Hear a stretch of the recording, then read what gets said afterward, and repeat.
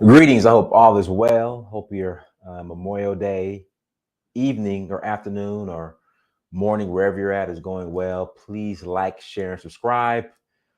Make sure you go to dynastymir.com. Also, make sure you visit Danfo, DANFO dot Africa. Again, please visit Danfo, DANFO dot Africa. We will be opening up the lines. Oh, let me introduce myself. I'm sorry. For those who are new, who this is your first time here, I'm Dynast. The platform is named In Search of Uhuru. So make sure you like, make sure you share, make sure you subscribe, do all that good stuff. I really appreciate your support. Tours. We are rolling to Sierra Leone in November. I'm sorry, in November. Lost my train of thought because we're going to Nigeria in August 8th through the 17th for the Oshun Festival. Again, August 8th through the 17th for the Oshun Festival. Then we're rolling to Sierra Leone, November 20th through December 3rd. Again, November 20th through December 3rd, we are rolling to Sierra Leone. The citizenship is available to those who qualify. Again, citizenship is available for those who qualify. Visit Danfo, DANFO. Again, Danfo, DANFO dot Africa to learn more. And we would love for you to join us to Sierra Leone. We have about 7 spots remaining. Only taking 20 people. So we have 7 spots remaining. So if you're interested in joining, let me know. Hit me up. Go to Africa. Send me an email. Also, when you guys email me, do me a favor, include your phone number. Again, do me a favor and include your phone number when you guys email me. Okay, include your phone number so I can call you back and get you answer on any questions and get you up and running. With that being said, whenever I speak on topics like this one, I always want to start off. So me, where I stand, okay, I believe in Booker T. Washington's the Tuskegee method, in which Booker T. Washington brought African immigrants to Tuskegee to learn and develop their skills and return back to their African countries to develop their countries. Again, I believe in the Tuskegee method, in which Booker T. Washington brought African immigrants to Tuskegee, taught them the skills, and he said, under the conditions, you could come to Tuskegee. All right, you could come to Tuskegee under the conditions that once we're done, once you've learned the skills, once you develop these skills, that you take them back to your countries, your respective countries, and you build up your countries. So that's where I stand when it comes to immigration. But even though by definition, I am ADOS FBA. At the end of the day, ADOS FBA, we fought for integration. So we fought to make it possible so that others can immigrate to America and come to America and enjoy and participate and chase the American dream. All right. So if I'm not one of these ADOS FBA that likes to throw in immigrants' face every 10 seconds, how, we built this country, how if it wasn't for us, you wouldn't be here, how, the blood, sweat of our ancestors built this country, how my great great grandparents were sharecroppers. I don't rub that. I don't do that. All right. You as an immigrant, African immigrant, Black immigrant, wherever you're from, you have the right. If you come here, you become a citizen, you're naturalized, you have every right to every opportunity, whatnot in this country as if the same as somebody who was born here. That's the rules. That's what it is. All right. I'm not gonna go like I've heard some ADOS FBA saying that basically white employers need to know the difference between so-called ADOS FBA and an immigrant. Listen, I'm not about to go fight with Black immigrants over white jobs. Again, I am not about to go fight with African immigrants, Black immigrants over white jobs. Before integration, we had our own industries, we had our own Negro leagues, we had our own hotels, we were entrepreneurs. We decided to throw all that away to integrate because we thought the white ice was colder. So therefore, it's what it is. Immigrants have every right to have the same rights, whatever right, have access to which the FBA needs to make the title change on paper. I'm going to get into that too. I think, to be honest, that ship has sailed, and I'm going to tell you why. But immigrants have as much right and access to all the perks of America once they become American as anybody that was born here. Those are the rules. That's what we fought for. That's what we integrated for. That's what we sacrificed. When we had, I should keep showing the videos, and I'll probably show it again.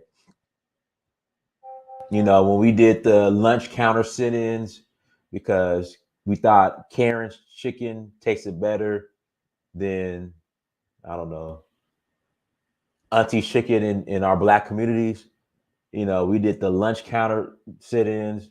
We took the abuse to integrate because we thought Karen's chicken, I guess, tasted better than Auntie's chicken in our own communities. So again, even though I believe and I follow what Booker T. Washington said, hey, come to America, develop the skills, go back and build your countries. You have every right. I'm not going to complain. I'm not going to throw it in your face every 10 seconds to vote, move in any direction as you choose fit. The argument is, well, these immigrants come and they partner and they integrate and they work with white people. Well, we did the same thing during integration. Okay, we wanted to get closer to whiteness.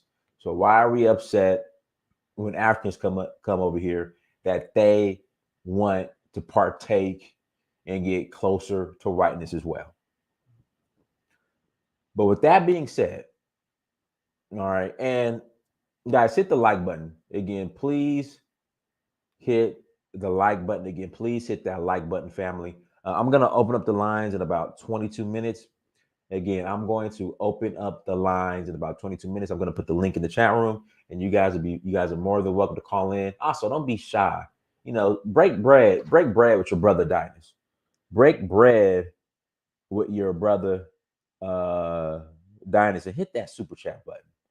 Break bread with your brother Dynast, and hit that don't be shy. Hit that super chat button, you guys. Again, break bread with your homie. Break bread with your homie. Dynast, and hit that super chat button. But with that being said, so this past election, I admit I voted for Donald Trump. All right. And I knew that once Biden and Kamala got into office, the hell that they were going to unleash, especially on the continent, which I'm going to get into, because there's a bill that is up, that it's been drafted by a Democrat, a Black one at that pretty much will give America free reign to put boots on the ground and fight proxy wars full go in Africa. Again, there's a bill out that was drafted by a Black American, ADOS, Democrat, because a lot of you immigrants vote Democrat. I don't know why. In fact, I don't know why a lot of you, I'm going to get into that later. That is up, in which pretty much gives America free reign to fight, go full out on the continent. All right. And it pretty much is going to kick off this whole COINTEL situation.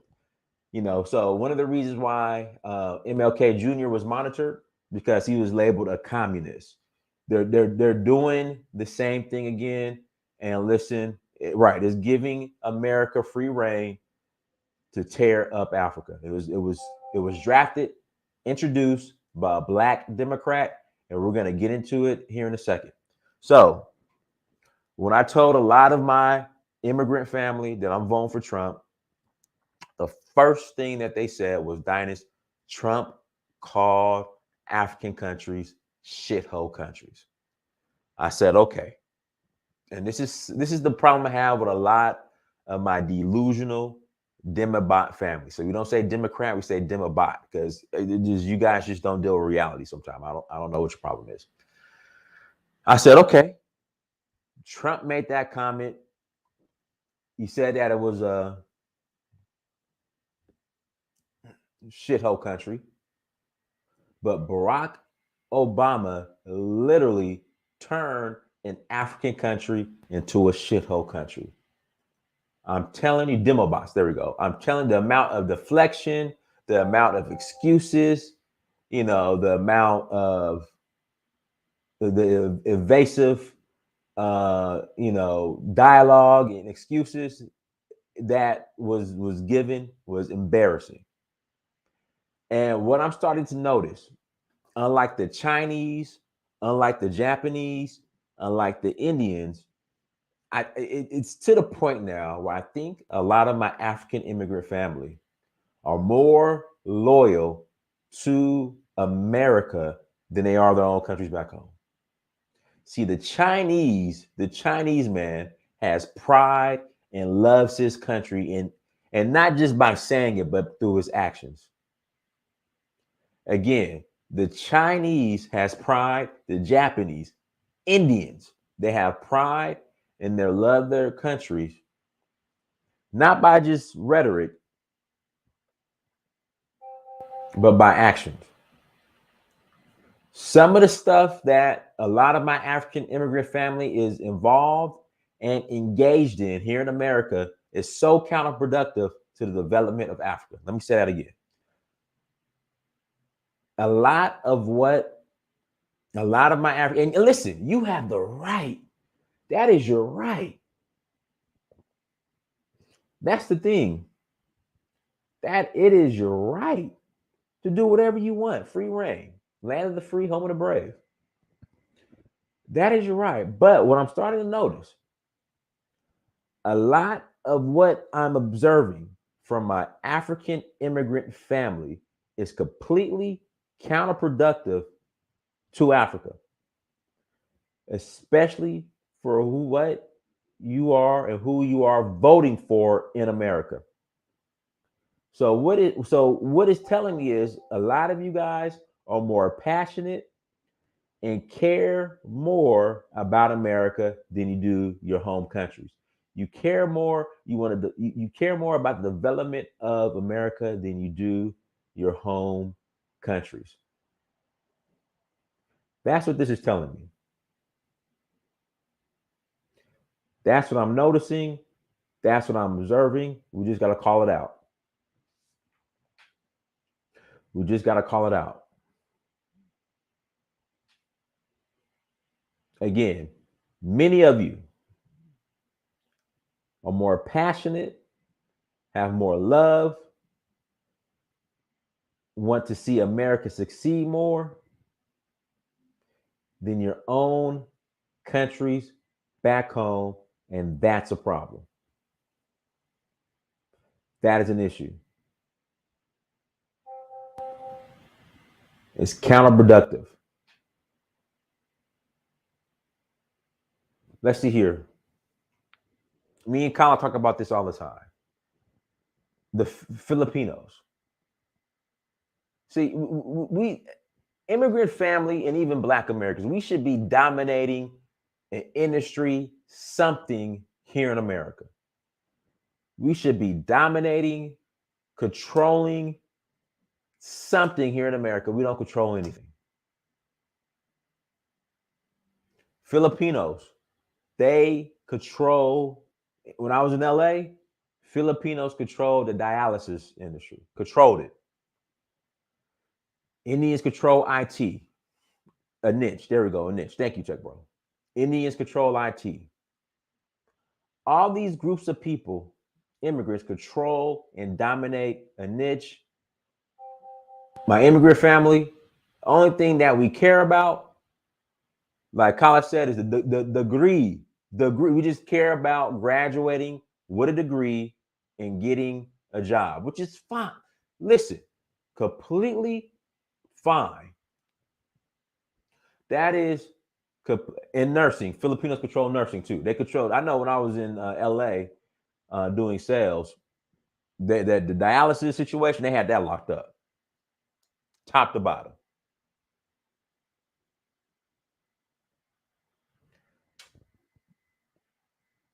Top to bottom. Working, or do they like control the industry? But anyways, we don't dominate anything here.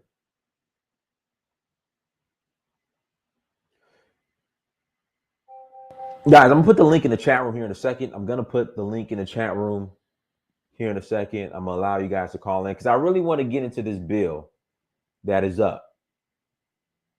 That is a problem. It's like here in what I'm noticing here in America, immigrant family, and again, it's your right. They would rather be successful here in America than Africa. They would rather dominate here in America than Africa. They would rather build industries here in America than Africa.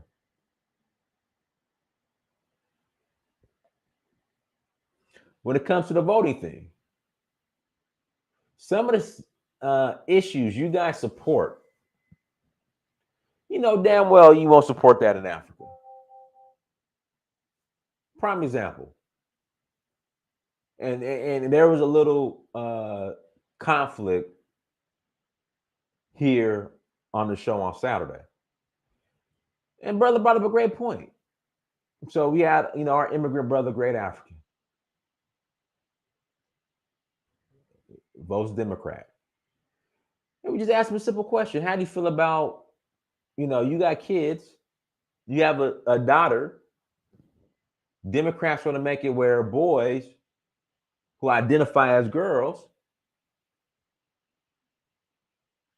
can share the same locker room with your daughter, can play the same sports as your daughter. Like, how do you feel about that? And when I ask a lot of my African immigrant family, like, do you guys really know what you're getting into? It's just they shrug it off like it's not an issue. But the problem I have, you guys won't allow that in your country, home countries. You guys wouldn't push these initiatives in your home country. You guys wouldn't push same gender restrooms in your countries at home.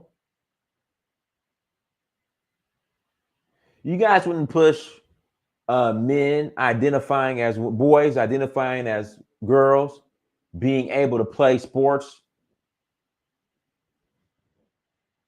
with your daughters. You guys don't push that back home. But I'm noticing a lot of the dysfunctional stuff. Here we go. A lot of the dysfunctional stuff. Yes, a boy identifying as a girl and wanting to play a girl sport is dysfunctional. I'm just going to say that in my opinion. A lot of you guys won't push that at home. And what I'm noticing, a lot of you guys, a lot of dysfunctional stuff, from dope, again, from dope to, gender fluidity, whatever it's called. Y'all supporting that. We got African immigrants coming over here. Their kids in the streets. Then you're voting Democrat. And then when we question you, like, hey, how do you feel? Like when you guys question me about Trump's comments, I give you an answer and I give you examples. But when we question you about some of these agendas, historian, call in. I want you to call in. We're going to address this tonight. I want you to call in. But when we ask you about, listen, how do you feel about this? You guys don't have an answer. And I just think it's disingenuous. Because over here in America, you guys are with the dysfunctional stuff. But when you go back to Africa, you turn into proper Africans. African immigrants are more conservative than blacks in America, yet they still vote Democrat. Facts.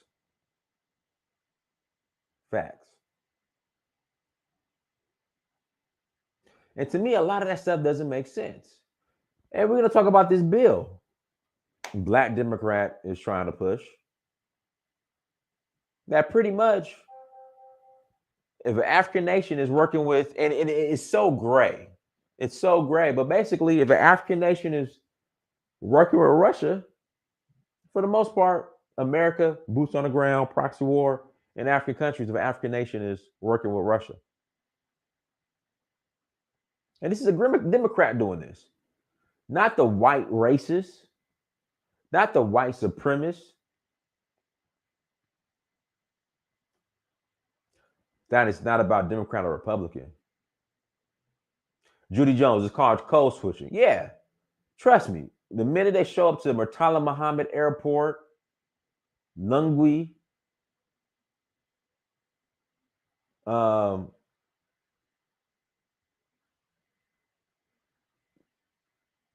trying to think. Help me out. Some more airport. Airport at Cotonou, Abuja. Any of these airports, they turn back to proper. Yeah, Kotoka, was that in Ghana? All that feminism, all that other stuff is checked before, right? When you guys get on that plane to come over, go back home. It's always a black politician that wants to interfere with African countries. Always. But whenever I point this out to my immigrant family, you guys got all types of excuses. And it's a problem.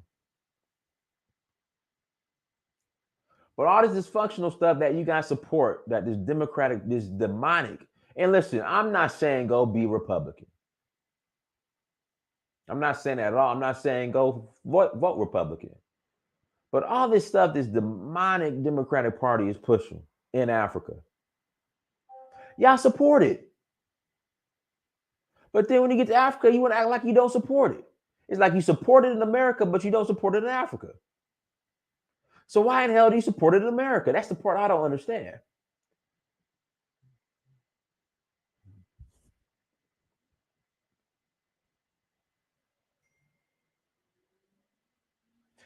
That's the point I don't understand.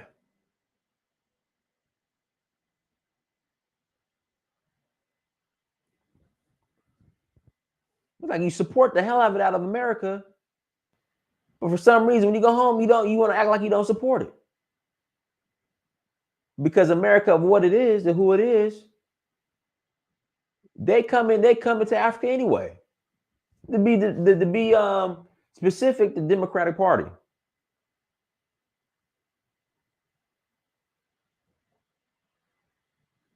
Every time we listen, whenever we ask an African why, we get what happened Saturday. Hey, bro, like you're voting Democrat Party. They're trying to push where these kids could get gender reassignments. They're pushing where these kids, boy identified as a girl, could play sports with your daughters. I mean, he got upset. I mean, he didn't want to answer the question and deal with the reality. That's what's going on.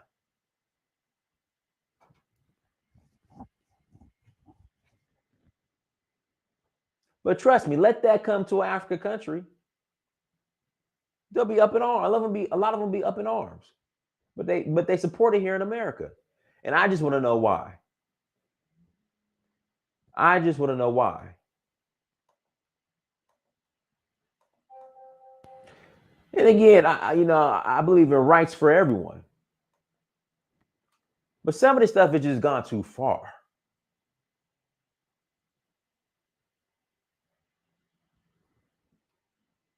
Let's see here. Dynasty is still recovering from mental breakdown he had because his forward Trump lost the 2020 election.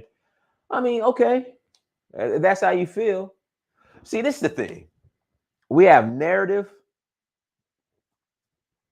and we have facts. Again, we have narrative and we have facts. We got to start dealing with the facts now. Here we go. Miss Judy, go ahead. Yeah, I just wanted to say, I think because largely their community are not really affected by these policies. I think largely because, their families don't fall for the okie doke like ours do. So like I put in the chat, they have an out. They can send their kids back home to boarding schools,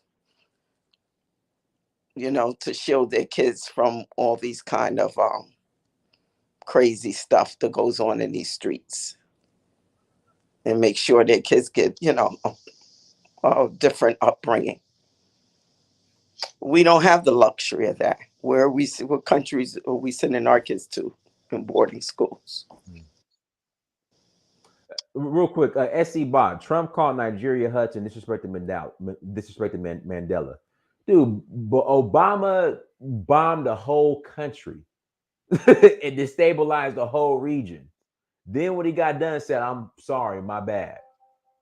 And America is feeling. I mean, Africa is feeling the effects of that in the Sahel to this day. And Judy, Miss Judy, I got to somewhat disagree with you. Okay. This new policy I'm about to show you. In fact, here we go. Obama and his new U.S. lawyer brought it up. Oh, U.S. lawyers here. I'm about to great. U.S. lawyer can break it down, and I'm gonna pull it up. This new legislation that is about to get passed is definitely gonna affect them over there in Africa too now. Definitely. Well, I know when Biden was first in office, I think it was last year, I remember seeing an article that he was putting pressure on Nigeria to change their stance on the alphabet community in that country. And if they don't, they're going to face sanctions. Oh, there's something else now, Ms. Judy. In fact, let me bring U.S. lawyer on real quick. U.S. lawyer. Yeah, U.S. lawyer. You're gonna go ahead, Judy. Ms. Judy, go ahead. What's that again? I say this last thing, and it's always been that the Democrats have a more hands-on approach to policy in Africa, where the Republicans have a more hands-off approach. Republicans largely, presidents don't meddle in African affairs, especially things like this, Right. But the Democrats always got, remember when Obama famously went to Nigeria? To Africa Kenya. He went to Kenya. For his second visit. And what did he talk about? He talked about the countering him, right? He talked about them. The countering and fair, and that's what the Democrats do. What are they telling you? That's what. Hold on one second. U.S. lawyer, are you need to mute yourself, or are you talking to us? I didn't know. I can talk to you. No problem. Okay. I was Yeah, talking to U.S. lawyer. myself. Reading. I was reading this bill again. Yeah. Because you're but we gotta talk about the bill, U.S. Right. lawyer. But listen, this is what you guys voted for. I tried to tell. I know Trump's a jerk, but I like Miss Jones, Judy said, Republicans have a more hands-off approach. I don't know why Democrats want to get all up in the mix. But U.S. lawyer, go ahead and break down the bill, the new bill that's Well, coming the out. bill's called the Countering Malign Russian Activities Act in Africa Act. But what it allows the government to do is so-called monitor what they consider the malign activities and address it, and so-called counter it. And the problem is that first of all, that undermines Africans' sovereignty because who is it? What they're basically saying is if you want to sum it up, it's saying that any African country that doesn't go along with our position about Russia, we then can do certain things in their country. We can and we can, and what they're going to end up doing is not only sanctioning them. I'm sure they're going to use that bill to institute coups like they always do. It becomes an excuse basically to force Africans to go along with the Russian policy. And what you have to realize is Russia and China both were very active in African liberation movements. Russia is the main reason that Ethiopia was never colonized. So what they're trying to do is take away that relationship between the people who are instrumental in a lot of ways in providing training and military arms to Africans to free themselves. They're trying to separate them from those, and they're basically patronizing Africans, and they're going to treat them like little children. And the dangerous part is this. This actually started under Obama. I think it was in Syria, but Obama was the first one who ordered a drone strike on an American citizen. And a lot of people at the time said there's something really wrong with that. They claim that Whoa, the whoa, whoa, whoa, whoa, whoa, whoa, whoa, whoa, whoa, whoa. Unpackage that. The you didn't drone know is that that. now? This I I'll had go no look it up clue. for you. No, Obama is the first president that ordered a drone strike on an American citizen, and I believe it's Syria. I go back and look it up, but I'm 100% Yeah, positive. yeah, yeah, yeah. We need the And, facts on that. and Oh, here's what happened, and there were a lot of people at the now, time who were now I know, complaining. now I know, But I but know he but let me bombed tie it. this I in know. together real quick Go because ahead. a lot of people were complaining that you can't just arbitrarily execute an American citizen because you don't have any proof they were doing anything, just because you can show that they allegedly met with some people that we consider foreign enemies. Okay, so if you take that, because that precedent's already been set, what that's going to allow them to do is kill the diaspora in foreign countries. I'm gonna look it up in a minute and show you that. That's No, no, going to no. allow. I'm trying to look it up now, but when this is a young lady I talked to on Friday, she showed me this bill, and it mentioned diaspora. Yeah. And that's the problem with the bill now, because it's actually, and I think a lot of people don't realize is a lot of the big problem we have with COINTEL. A lot of the things, if you look at Jeff Hoover and the other people, there are a lot of problems with Africans because at the point in the 50s and 60s, we didn't just have civil rights going on here. There was revolutions going on in Africa. You had Martin Luther King, who went to the Ghana independence celebration. You had Malcolm X, who was over there. You had Nelson Mandela, that was going to jail around the 60s. And what they were really afraid of is us having some kind of global network. And so that's why they became more involved with this COINTELPRO when African leaders started and African American leaders started getting together, because what they're afraid of is allegedly, this terrorism thing. We might have people importing arms and they might have some kind of insurrection here, because they had insurrections going on all over Africa at that time. But what it's going to allow them to do is basically track us like terrorists now. And I can see that it really poses a problem for people like you and I who travel to Africa often. Because I can see us becoming scrutinized and under scrutiny for that kind of things. If you have any kind of opinions that are not, which could be considered to be pro-Russian. So that's what I'm saying. This is a very dangerous bill, and they can then divide. It says they can. Uh, Identification African governments, officials, Russian governments officials, and other individuals and entities that have facilitated payments or other prohibited activities that benefit the United sanctioned individuals and entities tied to Russia. So basically, if you do anything that anyway could be related to as aiding and supporting somebody, but aiding and supporting somebody could be very broad. That could be simply speaking out. You know, that's the problem we're going to have. But it basically puts us on the terrorist list. It puts anybody, anyone of African descent who does not agree with the government's policy on Russia. It makes them a potential terrorist and a target. And that's the danger of it. Yeah, I'm pulling up the bill right now. I'm about to pull it up. Let's see here. Let me get Jay Bones in here. Oh, we got brother Ed too. All right, Jay Bones, go ahead. Yeah, Dinas, what's going on, bro? Hey, what's going on? Yeah, it's a lot of things moving around. Shout out to the brother U.S. lawyer for saying that. Yeah, I was looking at the bill too. It's the crazy part about it is that it is true. Just simply, let's just say, Dinas, you back home with us, and you start, you see something and you basically speak out against it. Basically, you getting hemmed up too. So what they're doing now is that they're processing it in a way that they're making it seem like the Russians are going down there, so they're going to kind of counter react towards them. But a lot of it is just, and it did start under the Obama administration too, because people make it look like it's always the Republicans this, Republicans that, but the Republicans have usually had a hands-off approach when it comes to Africa. George Bush was actually helping us; he was actually giving us resources, and Obama was taking it away. So it's a lot of bullshit going on, but just another day.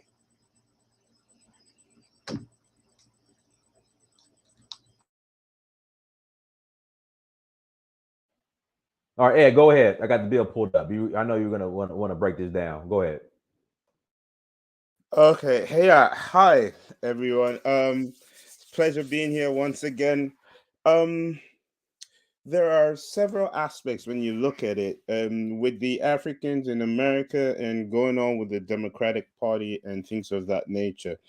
Um, Majority of the time is the environment they're in. You see, one of the fundamental claims of foundational Black Americans and the adults, movement is, oh, they vote against us, right? Against, like, the immigrants, blacks vote against them. But in every community, majority of the Black community is run by Democrats.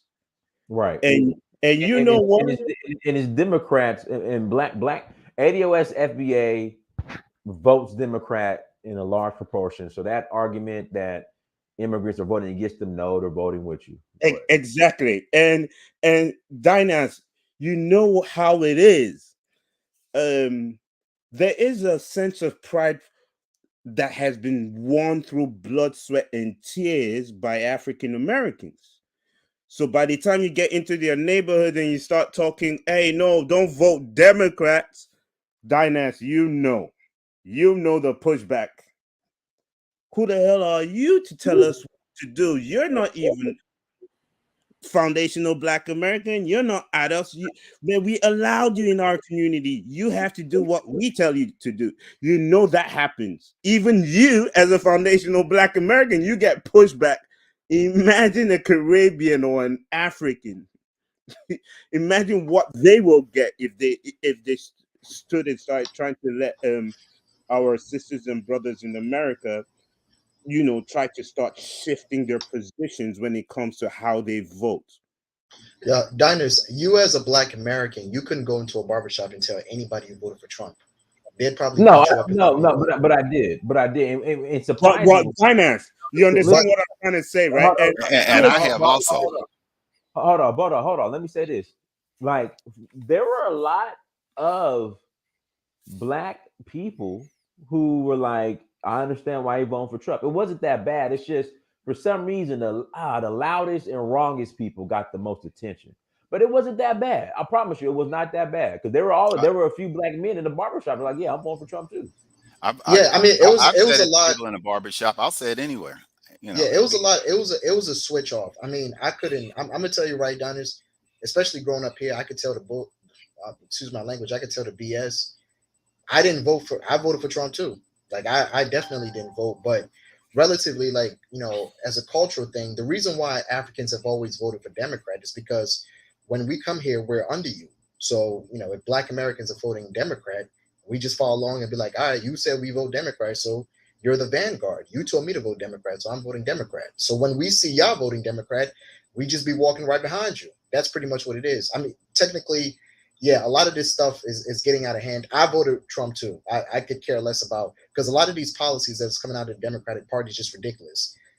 Little boys wearing dresses and all this other nah, that's not progressive to Black society. But the majority of the time, Dinus, we've always voted Democrat because that's what you told us to. In the 90s, when an influx of us, in the 80s, when Africans got here, it was like, hey, so what's the game plan? Okay, you from Nigeria? Yeah, you from Ghana? All right, we're all voting Democrat. Okay, so you vote Democrat, you vote Democrat, you vote Democrat. So what you do, we do the same thing.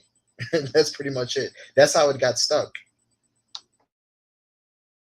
Yeah, so that means like 90% of everybody on the panel agrees with the fact that this is really the issue here.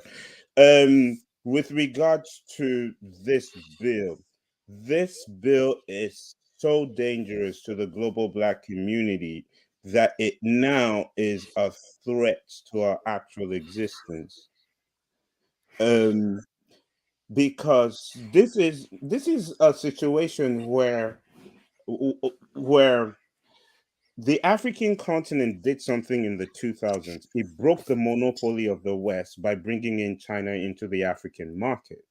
And in 20 years, the leap of technological implementation and advancement in infrastructure was something that has been all this while um something that has been a disdain with Western countries, right? Because I mean they're starting to see um That's mega projects and things, infrastructure projects and things like that, and the benefits of and to the benefits of Africans, whereas they were blocking this technology and blocking financing of mega infrastructure projects on the continent. The continent kept on asking and they kept on rejecting until China came along, and China actually did that. And China entering into the African market in the 2000s is now the reason why China now is on a global stage. Don't forget, in 2000, when China got into the African market, China did not have a single global brand. Huawei was nowhere to be found. Today, Huawei is the one pushing 5G ahead of Western, companies, telecommunications or mobile phone companies. I do kind of look strong. Pardon? I didn't realize my mic's on. Go ahead. I'm sorry about that. Yeah, no worries. So, and remember, like when China wanted to sign a 5G contract with the UK at the time, what happened? America stepped in and said, no, you can't do that because that will undermine our security network, and China won't be able to eavesdrop on our security conversations. And then eventually, the UK stopped Huawei from having that contract. So now, with this bill, it's talking about Russia. Russia has been a long term ally of the African continent, be it, its fight against colonization, be it its fight against apartheid. And also, when you look at this, the kind of projects Russia embarks upon on the African continent are projects that ensures the sovereignty of the African countries. I will use Nigeria for example. I said this earlier. It, when Nigeria in the 70s wanted to build its own steel plant, Nigeria approached Europe. Europe declined. Nigeria approached America. American declined. Basically, the West declined to do the project. Nigeria approached Russia. Russia said, we're up for it. The Ajakuta steel plant, because Nigeria has iron ore, the Ajakuta steel plant got to 90% complete and was sabotaged. Economic hitmen, sabotage, because don't forget there were all these military coups that were happening back and back. And, the government at the time, a military government, very young military government as well, they needed to show themselves as global citizens. And you know how the propaganda is. Oh, it's a military regime, it's not a democratic country, and all of that. So some concessions was made, and one of them happened to be the steel plant. What did they say? You don't need to get a steel plant. If you want steel, just come to us. And at the time, China was in poverty. So now the same Russia went to China, went to India, and built China and India's first steel plants. Today, China and India are nuclear powers. Nigeria stopped this at 90% after stopping and continuing stopping, but finally the Russians left in the 90s. The refineries, Nigeria is the largest exporter of crude oil on the African continent, right? And I think top 10 in the world. The refineries that was built by Russians in Nigeria, when maintenance came, at some point they kicked the Russians out. It was Cold War, this whole Cold War shenanigans. Kicked the Russians out. They kept giving the contracts for the maintenance to all these Western countries and everything. Meanwhile, the Russians had a blueprint where they build the refinery and do technology transfer. It was the same thing with the steel plant, technology transfer. The engineers, everybody will be Nigerians that will further on maintain these technological structures, right? But then they kicked them out, and so they kept on giving all these Western countries turnaround contracts and things of that nature, which went into millions, multi-millions, even to billions of US dollars. So having a policy written by a black Democrat targeting Russia on the African continent means one thing. We now have the Chinese, right? So Chinese has finance and has infrastructure. Russia can bring something else to the table for the African continent, and with that bill, they're saying, oh no, you can't be neutral in the sense that if you want anything, you have to come to us. You're colonizers, you're imperialists, for you to get approval, for you to get whatever you want. You can't go to China because right now it is Russia that's on that bill. But best believe that China would also appear on a similar bill in the nearest future as well. And that is absolutely the reversing the African continent's balance of east and west to the point where it's taking the African continent back to being under the Western monopoly, which every black person on planet Earth should totally reject. That Well, would Hey, Yeah. hey, hey, hold on 1 second, guys. Hit that like button again, please. Hit the like button again. Do me a favor, please. Hit that like button. Go ahead, Moochie. Okay. All right, Dynasty. I have three things I want to talk on about. So one, I'm not a lawyer, but I just looked at that HR 7311. I mean, come on, let's not exaggerate the scope of this bill as if it's going to affect a common ordinary person in Africa. I mean, a lot of this is because they already have some sanctions on Russia, the war going on, so they're just trying to limit any business deals between Russia and Africa. But it's going to affect government officials for the most part. I don't think it's so much of a Did, big did, deal as we did, made did, it. you, did, you, did you read the whole entire bill? I've read just an overview of the bill. It's not going to affect. I mean, somebody was saying it's going to affect the global black people. How is it going to affect a black person in the Caribbean? Mitchell, okay, hold on 1 second. Define diaspora, Moochie. Huh? Define diaspora. Diaspora. What do you mean? Define diaspora. Define diaspora. You mean black diaspora? Yes, correct. Well, black diaspora, but any black person around the globe. So why would that be inserted How? into the Let me bill? ask you, Dennis. Excuse me. How does this affect me as an African? How does this affect me? Want me to Uh, answer that? Go ahead. Go ahead. Go ahead. Okay, here's how it affects you. Yeah. If you're an African Yeah. and they can dictate who your government can do business with, if they can dictate what information your government can tell you, okay, about another country, if they can dictate who you buy grain from, if they can dictate things that have a factor in your development, like nuclear development of nuclear plants, or then it affects everybody, because you know what? When your country is starving and the GP and the growth of your country is harmed, okay, your gross domestic product is harmed. It harms you.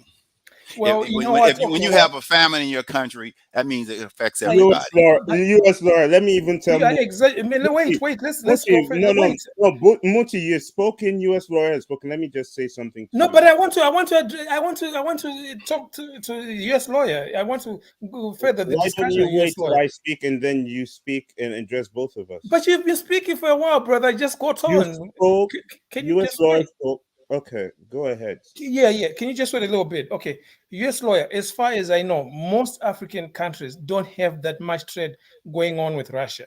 Of course, I know grain. I mean, there's a lot of grain that comes out of Ukraine and Russia. But okay, that's my opinion about that. But that's fine. The other thing, okay, What you're talking about is the degree. But first of all, okay, anytime somebody can usurp your sovereignty, it affects you. And what you're okay, saying is Yeah, yes. you're allowing a third party to become the the governing power of your country, because they never stop there. If you think they're going to stop there, first of all, they're pretty much dominating your economies What's your anyway. solution to that? That's U.S. yeah, foreign yeah, policy. African governments have no input to that. What do you you, want African governments to do to that? Well, African governments can stand up and reject it, U.S. lawyer. and they Reject need to speak how? out. They need to speak out, second. and they need to say that we're not going to follow your bill. You don't have a right to decide what goes on in our country, and it won't happen here. Okay, And so then and maybe another they'll thing they need speak to out. start doing is they need to start extracting all of those military Do bases out you? of the I mean, country. but you know, you are not in any African government, so you don't know what they might be doing in response to No, this. but They haven't I didn't. But you're discussed. jumping around now. Muti, You asked me what they should do. Now you're Yeah, trying to but say I mean, all you're doing is making U.S. lawyer, excuses. but one you are Okay, second. assuming they won't do anything. So why U.S. are you okay, but lawyer, assuming one when you they'll do asked second. me anything? what they should do, I just told you what they should do. Okay, fine. Maybe they will, maybe they won't. So U.S. let's wait lawyer, and one see. second. U.S. lawyer, one second. Muchi, do you realize that when you give people an inch of your sovereignty, they are ready to take your entire sovereignty? For the entire continent of 55, 54 countries, a person in the U.S. Senate, U.S. House of Representatives would actually write a bill to actually checkmate or give some certain level of surveillance to an entire continent based on their relationships with other countries in of itself breaches international law. Are you Okay, aware of? but they are not No, no, saying that. Okay, I am not asking you. I am not. There is no but in this. Are you aware about that? The sovereignty okay, yes, I of am. But listen, they are no, not saying you wait, have wait, to wait. stop One doing it. second. But, One second. but You What? don't have to stop. They can Wait, still trade. one second. One second before you do your buts, because this is something that is always happens with people who do you understand the sovereignty of a country being breached by another country in What do the you mean? framework of This happens all the international law? time. It happens all Is the time. It's nothing new. What's so surprising? and the reason Africa stand in the Smoothly, position it is because people say it's happening all the time. No, It's but the nothing thing new. is, listen. That's why Muti, Africa is suffering, because But people wait, say what you wait, just wait, wait, said. Muti, wait. They are not saying you cannot trade. can I ask you a question? What part Okay, of the African continent are you from? Zimbabwe, Southern Africa, You're Zimbabwe. from Zimbabwe, right? Yeah, You Okay, should know you do better. pardon? He should know better if he's from Yeah, I know. Zimbabwe. I don't know US what you ask a lawyer, wait question. one second, right? Mm. Michi, where are you right now? I'm in the U.S. Okay, you're in the United States of America. Hmm. When was the last time you were in Zimbabwe? About 6 years ago, and I should be going in about 2 weeks time, 2-3 weeks. I should be. Yeah.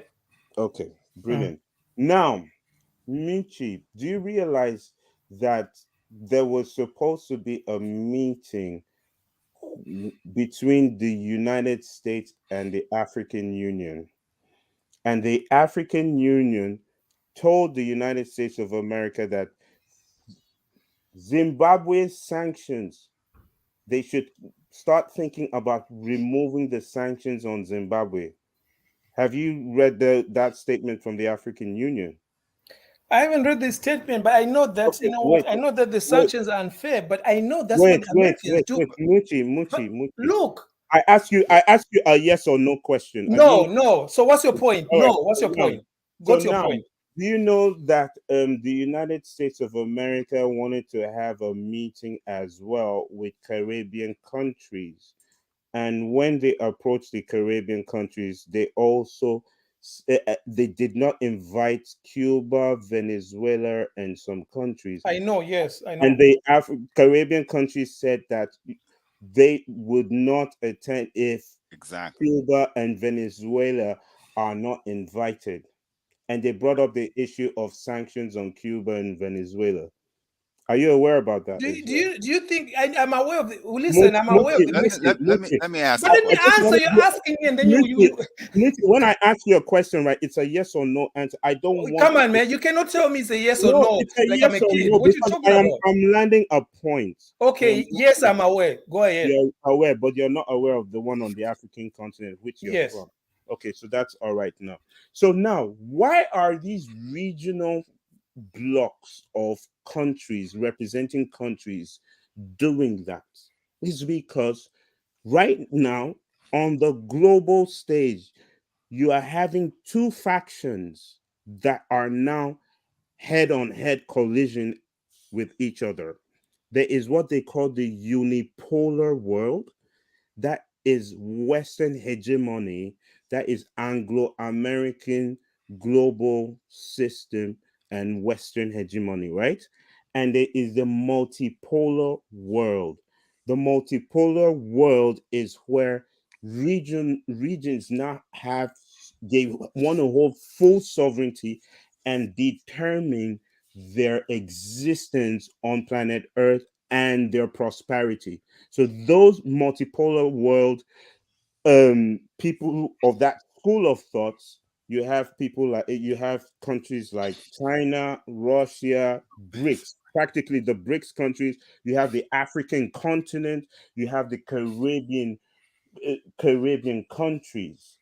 But So so now with that being said, sovereignty is the new keyword in the world right now. Nobody wants any. Listen, there is no Zimbabwe You are going parliament. to, I mean, you're Listen, explaining listen, history. I right? understand all the No, history, man. Listen, this is not history. You see, listen, this bill, what's this bill listen, about? This can I this land, right? bill, no. It's Wait, simple. This bill is about don't Hey, hold on. Yeah, listen. you got one more minute. Then let Mucci respond. All right, go ahead. Now, because of that, everybody now is saying if you have sovereignty as America, as Europe, as UK, you have no right to determine who we, as also sovereign countries, speak with, do business with, and relate with, in no shape or form. That's basically what the world is on right now. Now, for you to even break that and now be dictating in your country how another country should exist, that is a breach of the framework of international law. Period. all There's right, okay. Are you done? All right. yeah. So, Dennis, I mean, whether I agree or not with this bill, right? The U.S. is basically saying they have some sanctions, whatever they're dealing with Russia.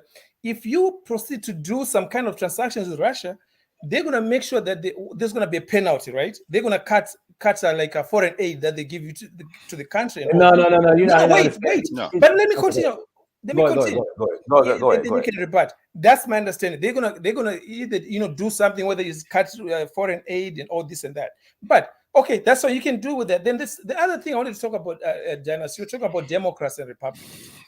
The reason why a lot of African Americans or Black people vote for the Democrats is not that they don't know about all these other things that are not right, about the gender wars and all that, but the Asians, the Chinese, and the Arabs are not complaining about this because they teach their kids their values in their own home.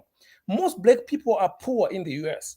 And because they are poor, the Democrats are the party that usually funds most of the social programs. The Republicans, they believe you should be by yourself, right? So if you guys say you are for Black people, and most Black people are poor, and if they are poor, Most then Black people are not poor. Wait. Let me say they are poor. Black people are at the bottom of the economic ladder. So we proportionally we get more of the housing aid, food stamps, and all this kind of stuff. Not in actual number, but in proportional as a percentage of the total population.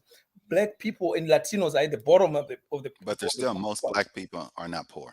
Yeah, but I'm saying as a percentage of the group. There's a higher number of poor Black people, but most Black people are not poor. Okay, they might, but I want to actually read.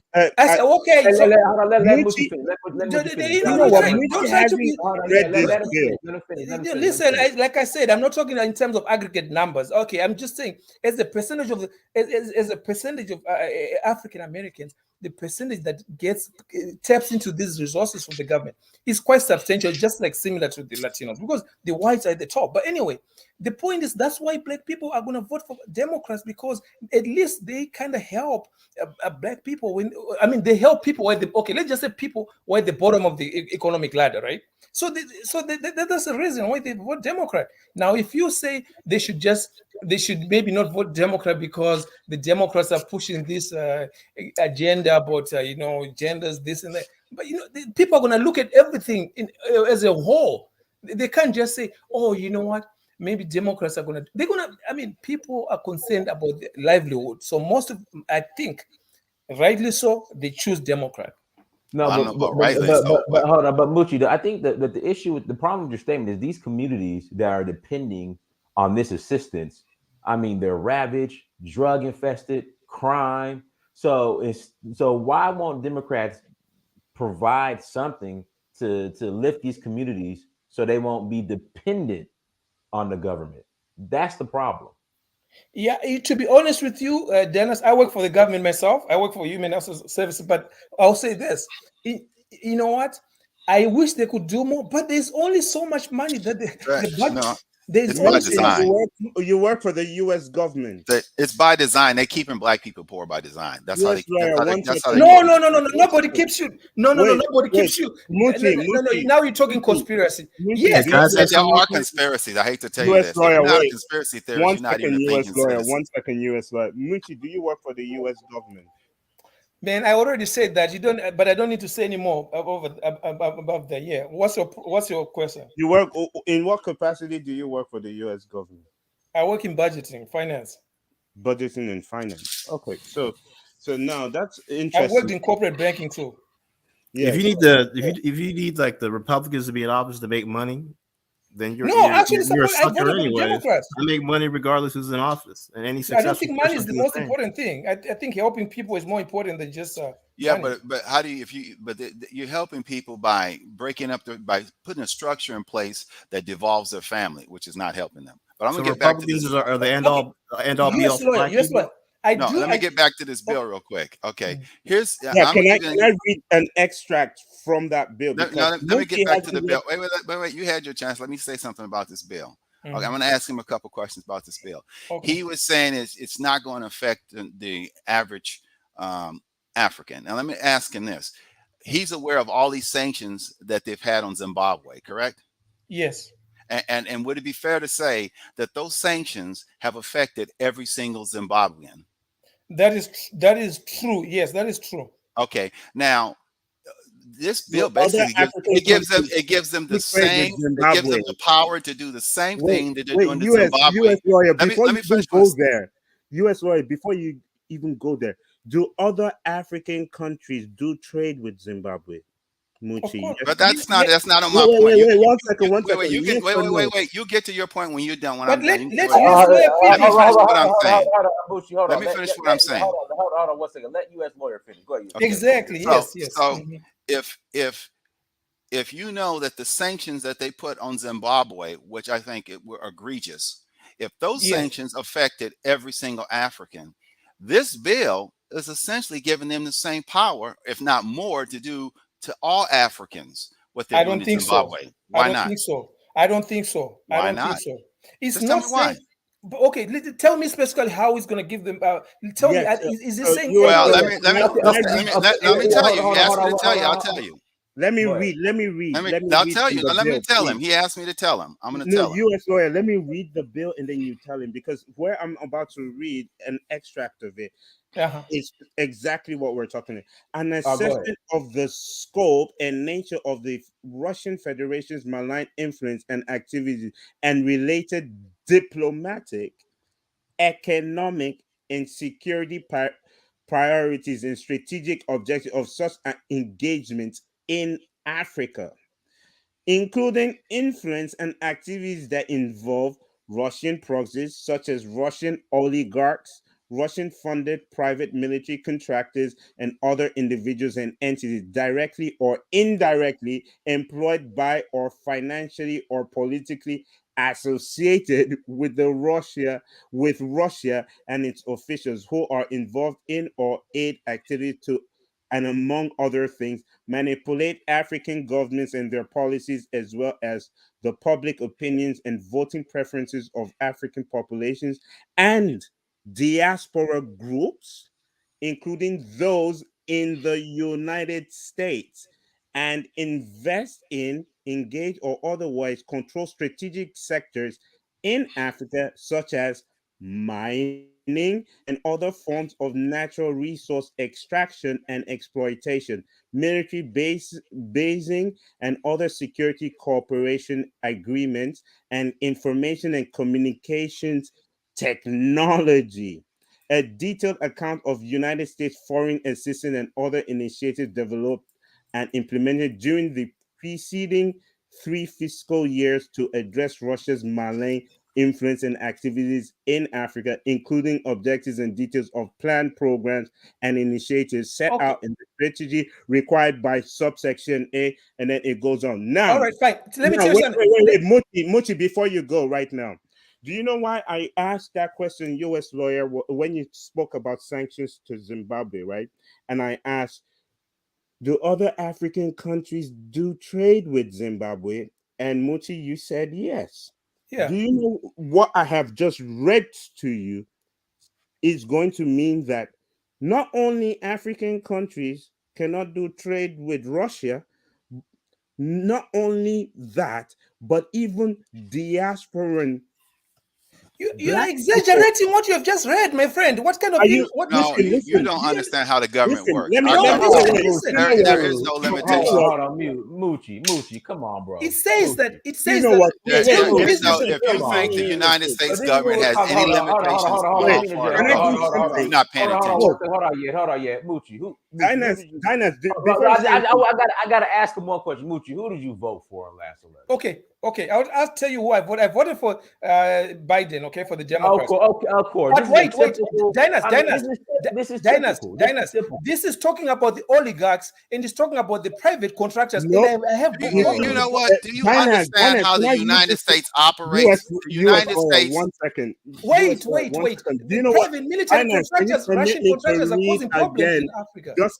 Just the beginning of it, right? Let me read again just the beginning. Because now you're hearing oligarchs. You see, this is the problem with people like Muti. And I'm responding to what you read. He needs to believe in something that's not. He needs to believe in the United States. The United States is a corrupt government. Can everybody mute 1 second, right? So now why you guys so like pro-Republican? They're both the same. Republican. They're not the same. Exactly. They're not the same. I'm going to tell you why they're not the same. The difference is. The difference is one person. I'll tell you why they're not the same. Hold on. Okay, Ed, you got 1 minute. You got 1 minute, and we'll let Black talk. Yes. Ed, you got 1 minute. Go ahead. Yeah. So now this is the the actual bone of the actual bill, all that oligarch thing that came at the bottom. It's an assessment of the scope and nature of the Russian Federation's malign influence and activities and related. This is the key part. And related diplomatic, that's intercountry conversations, economics, that is investments back and forth between Russia and African countries, and security. That means that, oh, they want to fight Boko Haram. Oh my God, the West doesn't want to give them some military hardware. Oh, Russia wants to give them. Well, they can't go get the military hardware from Russia because, oh my God, there's this bill. And strategic objective of such engagements in Africa, including influence and activities that involve Russian proxies. That's when they bring up the issue of the Russian oligarchs. So the Russian oligarchs and all that crap that you're talking about, Munchi, that is secondary. We're talking about a country's engagement with the African continent. Period. Nothing will stop. All these sanctions. Nothing will stop African countries from trading with each other. Sure they will. They'll kill the leaders. That's how they do it. They'll kill the leaders. And they'll fund insurrections in their country. All I was trying to say is that they'll kill the leaders. U.S. lawyer, let's have Black talk. Okay, yeah. Hold on. Go ahead, Black. Go ahead. Basically, what I was saying was like the Asians make money. Whoever's in office, Republican or Democrat. Right. The small hat community, they make money regardless who's in office. So I just don't understand why you guys act like the Republican Party is just going to save Black people. Nobody said it's going to save Black people. But they act like the Democratic Party. What we're saying is the Republican Party is at least not trying to impose all of these other things on us that will. In other words, we're saying if you leave us to our own being, we can do well on ourselves. We don't need the Democratic Party. And what we don't need is people trying to dictate all of these social policies that interrupt our families and interrupt our ability to have cohesive communities. I agree, but we don't need either one. Well, your bottom line is you need to have some influence in politics. What I'm saying is it's not a matter of need. I'm saying, but the one party is maybe benign, but the other one's malignant. The Democratic Party is malignant. It's like having a benign tumor or a malignant tumor. The Democratic Party is actively working to kill you. Blacks used to be majority Republican. I know, and at the point we did better. I did better on every metric. Well, you can you can disagree, but it's a fact. And hold on. Let me interject. Let me tell you something. We're Republicans. Hold on, Lord. Black, you need to look at the metrics for Black people before integration and after. Integration, after we start voting Democrat, before integration Republican, you need to look at those numbers. We're better on every metric. You think it's solely because of voting switching, or I think it's the integration. He didn't say solely. He didn't say solely, but he said, but the reality is we did better. We've always done. Matter of fact, the bottom line, I agree with that. Better under Republicans. U.S. lawyer, you're a lawyer, right? U.S. lawyer, you're a lawyer. Yes. Okay. Do you believe in the right to vote?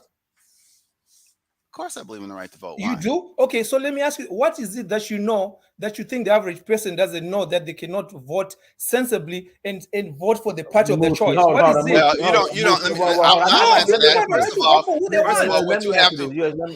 don't. Let me answer this. So I'll tell you one. So this past election, when they were bringing up these cages at the border, the minute it came out that Obama's the one that built the cages, these folks had no idea. Oh my God, I didn't know Obama built the cages. Oh, but anyways, I'm gonna vote for Biden anyway, because for the longest the media was trying to tell everybody that Trump was behind the cages when it was Obama that built them.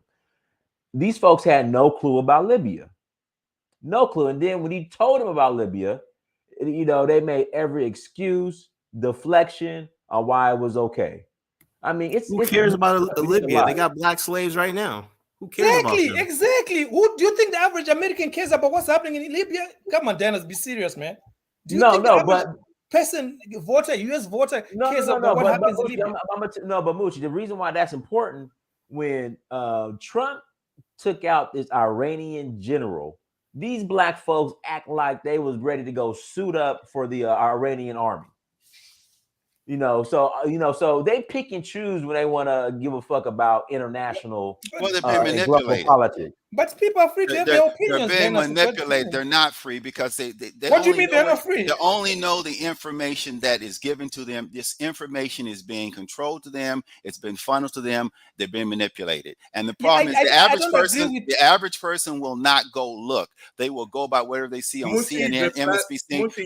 Those are propaganda platforms masquerading as news stations. They're not real news stations. But the average black person is less sophisticated and is more tied to hand to mouth, like you just said. So they'll tend to vote more as to what emotionally triggers them, or some gift. I mean, they were giving out get your booty to the polls and get $5 or whatever they were doing. That kind of barbecue that kind of nonsense they do. When it comes down to it, the only people that are gonna rush the Capitol are white people, and everybody knows it. So it doesn't matter what black people do because we don't know that with the smoke.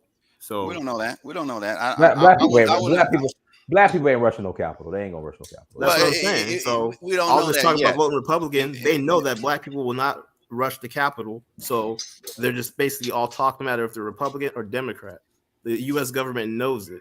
So I don't understand like what this impetus on Republican. No. Okay, so black again. Because again, black. One is trying to harm. 1 second, Lears lawyer. So black again. This is what I'm bringing up. I'm not a Republican nor Democrat. Or Democrat. I just vote what makes sense. All right. Obama, Libya. You can't give me Trump's Libya. You can't give me Trump's HR 7711, whatever this bill was. Democrats come in office. Here comes this HR 71111. That's the point I'm trying to make. All right. And the topic was because the African immigrants here in America, the majority vote Democrat. They are voting for the demise of Africa. And that's the point I'm trying to make. Case in point, we just presented that. They're also voting for the demise of their own families because the Democrats, their agenda is not just everybody has a right to vote and make a decision, but the matter of fact, they try to penalize you for even speaking out. They try to penalize you for having a different opinion. They've gotten control of these tech companies, and they try to ban people, and for people who don't go along with the orthodoxy. That's the problem we have with them. These people are they are fascists in a sense. They want to control everything you say and do, and they want to force ideology down your throat. If you don't agree with their, if you don't agree with their ideology, they try to banish you from society, ostracize you. Yeah, I'm sorry. Who was in power during the crack epidemic? We're not talking about the crack epidemic. No, I'm asking who was in power at the time. Crack academic came. Crack academic. You still. You don't. But I think what he doesn't understand is we're not. When we're talking about Republican Democrats, he's just still approaching it from my team, your team. I'm not on the Republican team. All I'm simply saying. All I'm saying is that this. All I'm saying is. Let me finish what I'm saying. All I'm saying that was actually with the crack epidemic came in under Reagan and under Clinton. It came in. No. It was already in full swing in '93. Well, some of those drugs were already been brought in the community, but when Clinton got in there, that you got to realize there's drugs that were brought in by the CIA under Reagan. They were brought in through Bill Clinton and Mena, Arkansas. So George Bush was in charge of the CIA. And Bill Clinton was bringing those drugs in Mena, Arkansas, and that Barry Seals, who got shot down in Nicaragua, he was the link who disclosed all that. And there were people who said Bill Clinton was even at the airport when some of those shipments came in. So you prove my point right. They're both sides are worthless. Yeah, but what I'm saying is one side is, here's what I'm saying. The difference is one side is actively trying to destroy you. No, you're wrong. You're wrong. You know what? Let's get back to this bill. Let's the Democrats are pretending to be your friend. You are wrong. But they both don't like you. It's like Malcolm. Let me interject. Yes, lawyer. Hold on. Go ahead, Colin. And Colin, you got 2 minutes. This is what I want to say. It's not Democrat, Republican, and the stuff like that. I don't get into all that debate. Here's the thing. In New York State, right? Black people in New York City, right? And people don't remember it's 1988, right? You had Democratic controlled city, state, everything in the New York area and everything. There was a lot of racism, right? We couldn't say Republicans. Republicans weren't in power. Look at any state, Minnesota right now, right? Black people talking about the no-knock war and stuff like that. It's Democrats in control, you know? My problem I have is this. You look at every last single black congressman, right? The congressman. This is what I want people who talk about Democrats answer me this question, right? You had John Conyers. He was a congressman when my parents were dating. Okay, 1964. My parents were on their first date. He stayed in office for like 40, 50 years, 50 something years, right? Charlie Rangel in there since Adam Clayton Powell passed away, 1970s, whatever, like that. What you don't see in the black Democratic districts is this: the Democrat Party is like this. We're going to tell you who is going to run. We don't get to choose who's going to represent us. The House of Representatives is supposed to be your representation to the federal government, right? So how can you have this and you have one party who decides that if you don't toe the line, right, we're going to primary you? That's what AOC, the message they say to Clyburn, all of you better toe our line or we're going to primary you. Black politicians, when they get in office, right, they don't go there and say, I'm going to do like 2 or 3 terms, get something done and leave, like white politicians do for the most part, you know? White people change congressmen like they change the underwear. Flips houses, every back and forth, Democrat, Republican, Republican primary challenger, like what you go have in Pennsylvania right now. You have a huge primary, same thing happened in Georgia. And the black thing is whoever decides, the Democratic, the DNC decides is going to be their guy. That's who's going to be in office forever, or in perpetuity. So I'm saying like this: so you don't even have real representation. Now, if you don't believe in representation democracy, that's fine. Say so. But if you say, "Oh yeah, we vote for this," and you don't have any choice, like John Lewis, this guy died in office, right? He died in office. Like it's like you are put there because you're going to toe the line of the Democrats. We're the Democrats. Now the Democrats' agenda is what? Open borders, right? No ID for voting.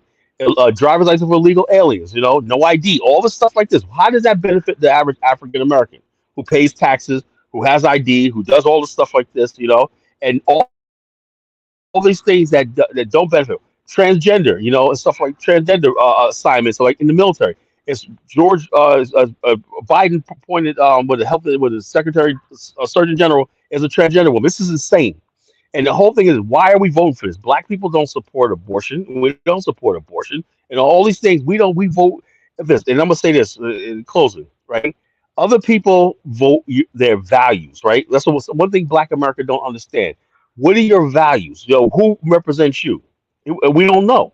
That's like because obviously, you know, bringing millions of people across the border is not in your best interest. So why are you voting for it? You don't vote because you vote Democrat. You just say, okay, I'm gonna vote Democrat, and this. And so what I'm saying is this: now, a Republican comes along and says, you know something? I believe in enterprise zones. I believe in school choice, get voucher school choice and everything. Instead of saying, you know something, that's a good idea. We can basically rebuild our schools and clean up our neighborhoods and everything like that. You don't want to vote for that because you don't vote on your value. You vote on your emotion. You know, we vote on emotion. So therefore, that's why I said, you know, there's a difference between democracy, right, and majority rule and mob rule. What we have right now in Black America is mob rule. People gin up the mob, just like I said, they're going to get you out the vote this year because the shooting happened in Buffalo. They're going to say, oh, yeah, so what's the solution? Get out the vote. How's that going to change, stop the next shooting? It doesn't. We was told. You can't control what anyone else does. You can only control what you do. You know what I'm saying? So if you're depending, I know that. So let me ask you a question. Let me ask you. If you're depending on a government to raise your family or do whatever, you're yeah, but you take care of yourself, take care of your family is the only thing you can do. Hold on. You just making my point. Right? If Black people say we want to do that, right? But you have another party that says, you know something, that's not important. But Black family's not important. You can't control what other Black people do. That's just the sad reality of it. You can. I know that, but hold on, but I'm saying is that this is what I said. Okay, if you can't control that, right? But you can't control who you pull that lever for. If somebody says, you know something, you know, we want to go like this, I'm going to vote this way. That's the end of the story. Black people should be beaten over the head and say, you know something, you know, I like Youngkin in Virginia, where I live at, right here. A lot of Black people vote for Youngkin. Why? Because they like what he was saying. But you missed my point. They like what they like. My point. You can pull the lever for whoever you want to pull the lever for. Gentlemen. I know, and that's what the conversation is about. Now there has this bills on the table. There's bills on the table, right? If Black people knew about this bill, right, like a lot of people in the Pan African community, this bill is going to have far-reaching effect because what it's doing is basically threatening people. Not if black people are concerned and focused on taking care of the okay, family. okay. Let me ask you. First. Oh, black. Come How on, you gonna now. focus on Black. taking care? But here, Hold on. A couple of years ago, Black. Come on, man. a couple of years ago, do you remember when Obama was president, right? Sanctions on Zimbabwe. He extended sanctions on Zimbabwe, right? For no friggin' apparent reason. And then there was two African American men who went to Zimbabwe, right? And they got money to lobby for, I think it was from Chicago, right? The I'm not Obama from administration Zimbabwe. had these two men locked up, right? Because they went to Zimbabwe and they basically met with Mugabe and whatnot. And they took money from him, right? They said, "Look, we're doing legitimate business. We want to the city of Chicago. We want to try to invest in Zimbabwe. We want to do media, say like to get these sanctions removed." Obama administration had these guys locked up, because they were basically doing business where a country was under sanctions. Now the sanctions were basically a gift to Britain, who lost a lot of property and stuff like this. Now Zimbabwe is giving all its land back to the white farmers and everything, and paying them reparations, while the black people have nothing. And this is what we are. This is what we're doing. Hey, When you hey, say Democrats and Republicans don't matter, that's a what did you lie. say? Because Trump said, "I don't." Trump said, "I don't care what Africa is doing." So in other words, basically, he was not going to get involved in the sanctions thing with Zimbabwe. Carla, no, So no, tell me how Trump that. doesn't lie? no, Are you no, no, serious? no land was given back to white So people. Please. Trump, 4 years he didn't have any sanctions on Zimbabwe. Carla, It was I'm Obama that did that. Carla, I'm Zimbabwean. No land was given back to the white people. That's a lie. It's Yes, they are. I think you missed the point. Yes, it was given back to the white people. when? What are you talking about? When? I'm Zimbabwean. I think you need to yeah, but you research your haven't been to country. Whites, Zimbabwe in 6 the years. the whole I don't need the to whites research are because getting their people in the whites country. are I know people in the whites are country. getting What are you talking about? Google it, Google it. I don't have Whites to are getting their Google. I know land back people on. in the. And Did you hide it? And What are you talking about? Dr. Eric Condon even said that what they was going to do was compensate the whites because they built the infrastructure on land, right? And the blacks just what the raw land was called. So the black people in Zimbabwe lost. In other words, said, okay, these farms are worth this. Well, you're going to get this. That means whatever the price of the land before the farms, the factories, and everything was built on it. So you only got that little pittance of Munchi, what the there land was worth. was a conversation about compensating the white farmers in Zimbabwe by the Zimbabwean government. That there was. You're right. You're correct. So I don't know how But far. you, I don't know how It far it never went. went to. However, listen, wait, Munchi. I just wanted to confirm that, and let's get back to this bill because I have an interesting story to tell you guys. Under Obama, because Nigeria under Obama, banned LGBTQIA and stuff. Boko Haram was ravaging Nigeria, and then Nigeria was looking at America and saying, "Hey, we need this equipment and that equipment." Nigeria, the USA declined to even listen to Nigeria at the time, right? Yep. Nigeria went. Listen to this, Muchi, because this has something to do with this bill currently, right now, in the Senate and in the United States. Nigeria went to China and went to Russia and got the military hardware it needed at that time. Do you know that the American forces that were actually on the ground that were claiming they were supporting the Nigerian military to fight these terrorists, when they saw that equipment come into the theater of war, guess what they were asking? How the hell did you get this equipment?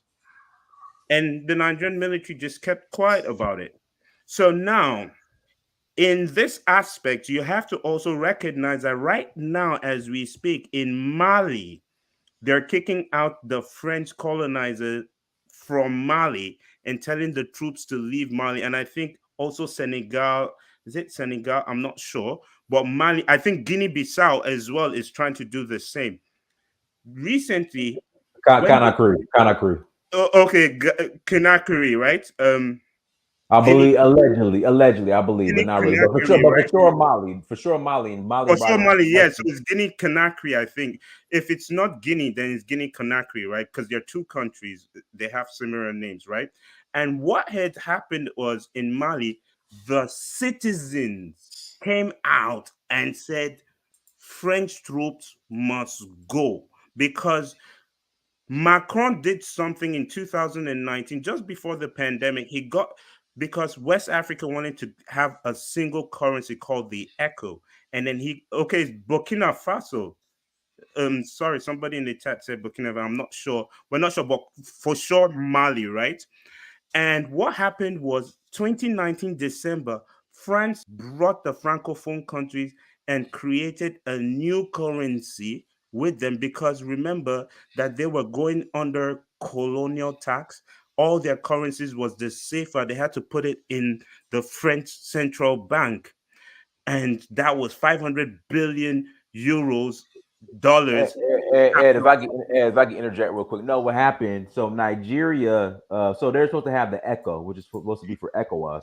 Yes. And it was the CFA countries, the French-speaking countries. They're the ones that kind of backed out because Daddy Macron said no, it's not going to happen. France literally brought them together and made them sign to have the same name, ECHO, but with France and the Francophone countries, right? Right. And Nigeria said hell. And no. Nigeria, Ghana, and all the other countries were opposed to it. The only Francophone country that yelled concerns about it was actually Cote d'Ivoire. Was mad about that as well. Now, 2 years down the line, Malian citizens come out and say, you know what? We don't want the French military in our country. France must go. They have been pushing this thing, and remember that a coup actually happened because of that. And then now there's the military junta that's there. And then now France is leaving. When the military came in Mali, guess what happened as well?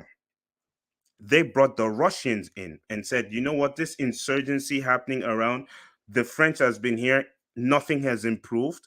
Now we're bringing the Russians in so that we can counter this threat to our national security. So the Russians are now in Mali. So now the base that the French are leaving, they're practically handing over to the Malian military and Russians to fight against this insurgency. So they traded one colonizer in for another one. Pardon? They traded one colonizer in for another one? No. Russia has no interest in colonizing. Russia never had colonies. Wait, one second. Russia never colonized any African country. Do you know that? I'm just saying they traded in one foreign group for another foreign group. No, listen to this, right? You used the word colonizer. So yeah, I said the word, but I didn't mean the exact. They use that word anytime Africans do business. It's a loose. Wait, listen free word, right? Okay. Listen to me, right? Black. Russia never colonized any. Bro, don't talk to me like that. Like I'm your child. Calm down. Russia never. Are you losing the debate, man? No, I'm just saying. Don't be talking about listen to me to me like I'm some child or something. Listen to me. No, right? I'm telling you, don't talk. That's the way he talks. That's the way he talks. That's the way he talks. Bro. He talks. Don't talk to me like that. But Black, I don't understand why you're even offended. And black people got to stop. Yeah, so that's the first thing, right? Because you made a statement that was absolutely wrong. And now that's why I'm telling you, you need to listen to what I'm saying because you have wrong information. One, Russia never colonized any African. When I said colonization, I said it loosely. I didn't mean they actually. I know Africa. That's a serious word. That's a serious statement. Do you understand the gravity of that? That's a serious word. But then you erred in your word. You should say you were wrong. Exactly.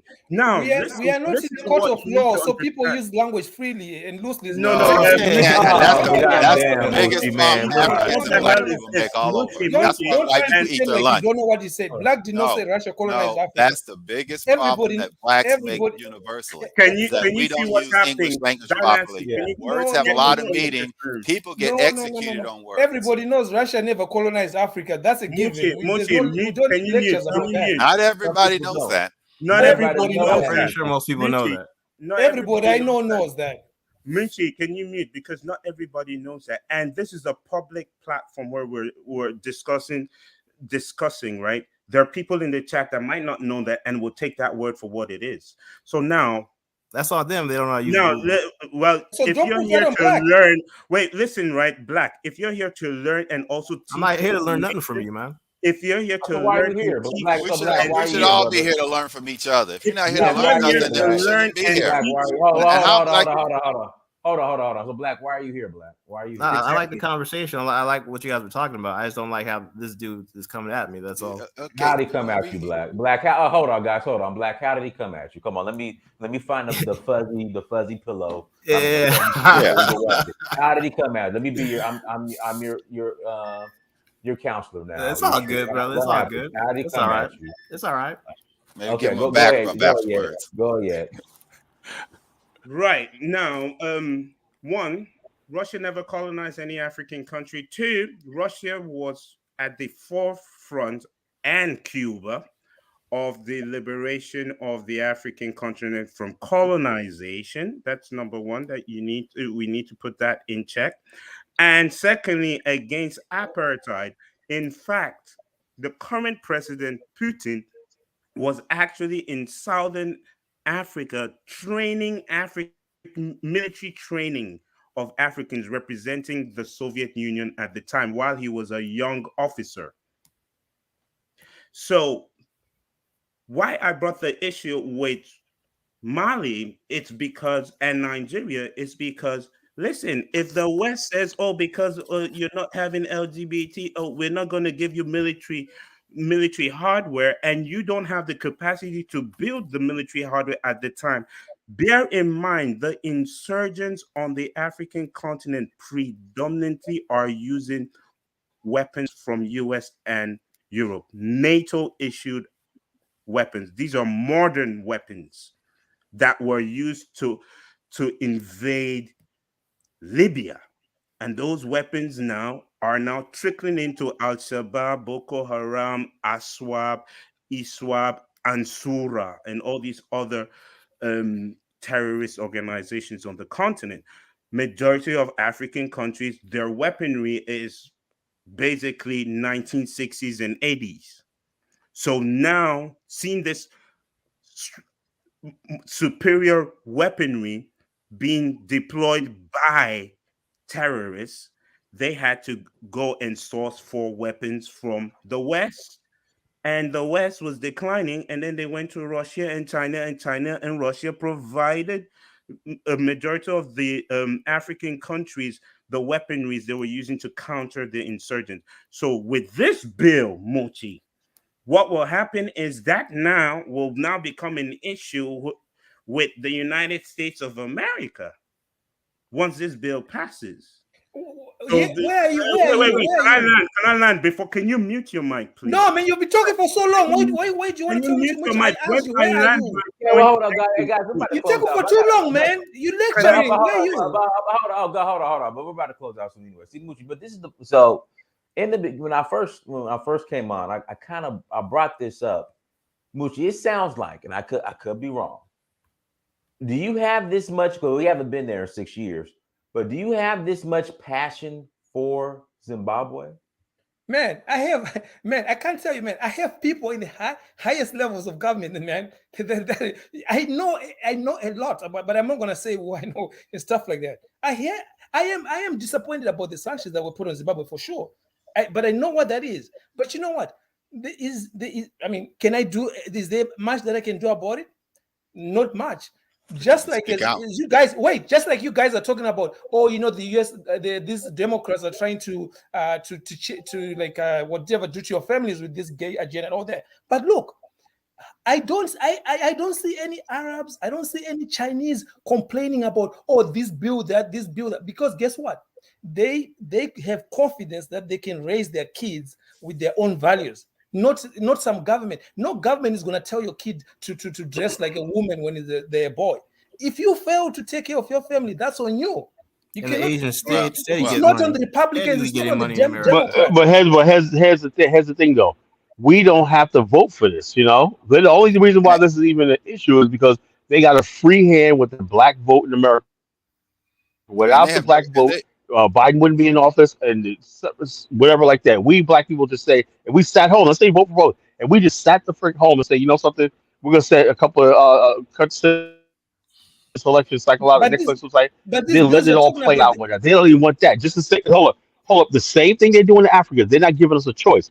They're saying that you better vote or else. Same thing with Africans. They're saying They're not telling you to be neutral with Russia and Ukraine and everything. They're telling you better support our policy. That if African countries are sovereign countries, then they can support whoever they want to. They can stay neutral. They stay neutral by basically doing business with both hands, called the non-aligned movement. Well, Carla, guess They don't what, want Carla? a non-aligned movement. They want the status quo. Let's do Moti, more do you know business that with. the African continent is a non-alignment movement? Majority of the countries are non-alignment movement members. That Yep. means that East or West, it's none of their concerns. So Yep. for the United States of America's Senate to be passing a bill to monitor Russia, they haven't done that to China. They haven't done that to India. It's a colonization bill, is what it is. They haven't done that to the Middle East. It's political colonization. That's what it Do you boils down to. understand what the implications of that bill is? What are you talking about? Are you sure? You know what, listen. Dynast, man, you know what? I mute my mic. I'm just gonna listen to the brothers speak because I think Moti doesn't understand the implications. But whatever I don't know what your name is. The thing is, you make too much assumptions. You make too much assumptions. That's one thing. We assumptions, not that we just know the system. We know America. Haven't they done that to African everybody don't know America. You know that, Moti, I'm asking you a question. Why haven't they done that to India that's buying Russian oil? Why haven't they done that to China that's buying Russian oil? China and India got nuclear bombs. The Middle East. Because they consider Africa to be like their children. They always have. And it's a paternalistic. No. U.S. lawyer, don't answer this question. I want Moti to answer this question. All right. It will make more sense for us, obviously, to hear Moti answer the question. Go ahead, Moti. We'll mute our mics. Okay. So listen, what I understand as of now, there are sanctions that have been put already that you cannot. Like they've frozen the assets of the oligarchs and this and that, right? That no country is exempt from that. China, India, they cannot deal with those oligarchs as of now. If you deal with them, then you'll be cut off from the U.S. financial system. So China's going to deal with whoever they want to deal with. So and nothing's going to happen. This is the problem right now. Moti, do you China's going to deal with whoever they want for the third time? Hey, U.S. lawyer, do you remember the Helms-Burton bill that Bill Clinton passed in the dark of night to take away from the? Hold up, guys. I want to hear Moochie. Go ahead, Moochie. Okay, so Moochie, I got another one too to add to what Yed said. Okay, when Barack Obama went to Kenya back, I think that was 2014, and he sat down with Uhuru Kenyatta. Yep. And he brought up the whole LGBTQ alphabet stuff. Why does he do that in Africa? Why not? And then in Ghana, I think this last year or this year, the U.S. Embassy in Ghana raised the rainbow flag. Okay. Why aren't they raising the rainbow flag in Saudi Arabia? Okay, hold on a second. Let me answer. Okay, Dynasty. One, when he went to Kenya, Uhuru Kenyatta said to hell with that. He said to hell with that. Okay, but wait. Let me answer the second part. Let me answer the second part. Okay, you say why do they do that mostly to Africa, into not to a lot of these other countries? One, we the problem is, we keep receiving all this aid from the US, right? A lot of budgets in Africa, if you look at some of the small countries, a lot of their budgets, education, health sector budgets, are actually financed by the European Union and the US. That's why, so they have leverage on us. So obviously, they don't have leverage that they don't give foreign aid. Hasn't been so for the last 10 years. They steal more money out of Africa than they give aid. Listen to this, every right? dollar they give in aid, they steal $10. Lawyer, wait 1 second. Moti, in the last 10 years, right? U.S. aid in Africa has declined. In fact, do you know that under Obama's tenure, since they discovered oil in Nigeria is the largest exporter of crude oil on the African continent. Since they discovered oil in Nigeria, the number one purchaser of Nigeria's crude oil has been the United States of America. When Nigeria banned LGBTQIA, etc., under Obama, guess what? Nigeria recorded zero sale of crude oil to the United States of America. And guess who stepped into those shoes? India. Right now, as we speak, Moti, right now, you're talking about oligarchs. Forget about oligarchs. We're talking about Russia as a country's activities with African countries. Right now, India is buying Russian crude oil. China is buying Russian crude oil under the sanctions right now. We haven't heard any Senate. I said oligarchs. I never said wait, individuals. All of these sanctions are illegal on top of it. Bill. No, wait, lawyer. A bill, right? This subsection of the bill had to do with oligarchs. The main bill is about the Russian government, the Russian country. Listen, Muti, wait. You're talking about oil, but I was talking about oligarchs. What has got the two got to do with each other? One second, Muti, right? Is talking about the activities of Russia as a country, not the oligarchs. Right now, that bill is talking about that first and foremost. That's why you heard diplomatic, economic, and security. It's the subsection that has to do with the oligarchs and proxies and all of that. That's not the real core of the bill. The real core of the bill is malign influence and activities and related diplomatic, economic, and security priorities and strategic objectives. You know what? Listen, you know what Nigeria do? It actually just says other individuals and entities in Africa, of such engagements in Africa. So that is the country to that. So now, I heard you. Why haven't they done a bill like that towards India? I heard you. Listen. Why haven't they done a bill like that towards China? Let him answer. Listen, the one thing I want to tell you, man. Listen, I'm practical, okay? The one thing I want to tell you, you're talking about Nigeria exporting crude oil. I know all about that. What Nigeria needs to do more of is what Aliko Dangote is doing. He's built a refinery. The more oil... No.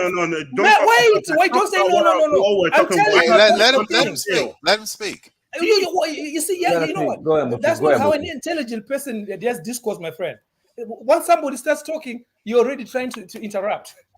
I'm trying to tell you, you're complaining about Nigeria exporting crude oil. That's bad. That's not even part of the discussion. But let him finish. Let him finish his thought. But you see, you know what? Yet you don't seem so logical because one, I was talking about oligarchs. Listen, I was talking about oligarchs, and then you start introducing about oil. The oil that comes out of Russia is from Gazprom. Gazprom is the company that handles oil in Russia. That's it, right? That's the biggest company that handles oil from. So what has got the two got to do with each other? You keep introducing things that are not related to exactly what we're talking about. But when Gazprom I say something, is a state-owned oil company. So Gazprom is Russia-owned oil company. No, Gazprom is a private company, as far as I know. Oh my days, man! You know what? I'm just gonna leave this live. Let him speak, and I want to say something, but let him. Okay, yeah, you know what? Yes. So after you speak, U.S. lawyer, then we're closing out. Go ahead. Okay, yes, I do agree. It's majority state-owned, but it's a private company. So the two are correct. It's just like Chinese companies. There are a lot of Chinese companies where the major shareholders in the company is just like you're talking about Huawei, whatever. That was started by the Chinese government, but it's a private company now. So I mean, come on now, a company has shares. So who owns the company? Gazprom is not 100% owned by the Russian government. So you cannot say it's a state-owned. No, it is a private company. The government has shares in the company. That's all it is. No, let me say something. Hold on. Go, U.S. lawyer, go ahead, and we're going to close. I'm going to ask you one question, Muchi. Maybe a couple, but okay. Do Africans have the sovereign right to determine who they want to interact with? Yes, we do. Okay, so would you say then it's wrong for the United States to be trying to control who Africans do business with and who they interact with and who they determine are appropriate people to be engaging with their societies? I'm with you. Yes, I don't agree with that. I'm with you with that. Yes. I don't think it's appropriate. Yeah. Okay. Do you know that these U.S. sanctions are generally illegal? They're under international law. They're illegal. Well, illegal. I cannot tell you a yes or no. They violate the UN Charter. They're illegal. But listen, they might be illegal. But how many things has the U.S. done that were illegal that were not sanctioned by the United Nations? I agree with that. They So went are to you, Iraq. but on the principle of it, don't you support then Africans having the right to self-determination? Of course. It's Okay, then I don't understand what you've been arguing about for the so what's last. the point? Nobody's arguing. All I'm I think saying is, he's more in touch with how the world really works, U.S. reality. lawyer, U.S. lawyer. Yeah. Don't conflate two things, okay? I might not agree with the U.S. Going around with all this bill and all that, right? But if the bill does pass the U.S. Congress and Senate, House and Senate and all that, and it's law, then guess what? Africa has a choice to make. Either we become self-sufficient, we don't rely on aid from the U.S., and we can tell the U.S. to go to hell. Well, the U.S. is not giving that much aid to Africa. Okay, so let me ask you this, U.S. lawyer. But it's not really the aid that's really affecting. I'm going to tell you what's really affecting it. Wait a second. Let me finish what I'm going to tell you. What's really affecting it. No, let me tell you. Let me say. No. Let me Here's say what this. affecting. It's not the aid. It's that what the U.S. will do is they will sanction you. They will ruin your economies. They will ruin your access to capital. They will pay people and have armed insurrections in your country. They will sow discord and they will have assassination of your leaders. That's what's going on. And that power and it's important for Africans to break that on any level they have to, by any means necessary. They have to break every vestige of that. U.S. lawyer, I think we all agree that the solution to all this is our African governments have to build capacity to a point where we become as self-sufficient as possible. The reason why they don't do this to a Kuwait or to a Saudi Arabia or all these other countries is because, guess what? They cannot head them. Right now, you hear the whatever, the Prince of Saudi Arabia, he's not been taking calls from Biden. Why can he do that? Because they've got leverage. They have leverage of the US. So the reason why they do this to Africa is because we have got weak governments and we have leaders that keep stealing money, some of them. And so, yes, if somebody's giving you aid and you're dependent on them, guess what? They call the shots. It's simple as that, whether you like it or not. They've done some studies too, and there are more money stolen from Africans by Europeans than by African leaders. Hey, but guys, we'll go ahead and close out. Hey, everyone, thank you so much for joining. Let me read shout out to Greg, everyone. Greg super chat. Nations with nuclear arsenals and are fully functional economies are free to walk as they please. All others are subject to imperialism.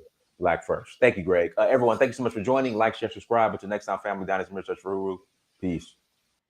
Thanks, guys. No problem.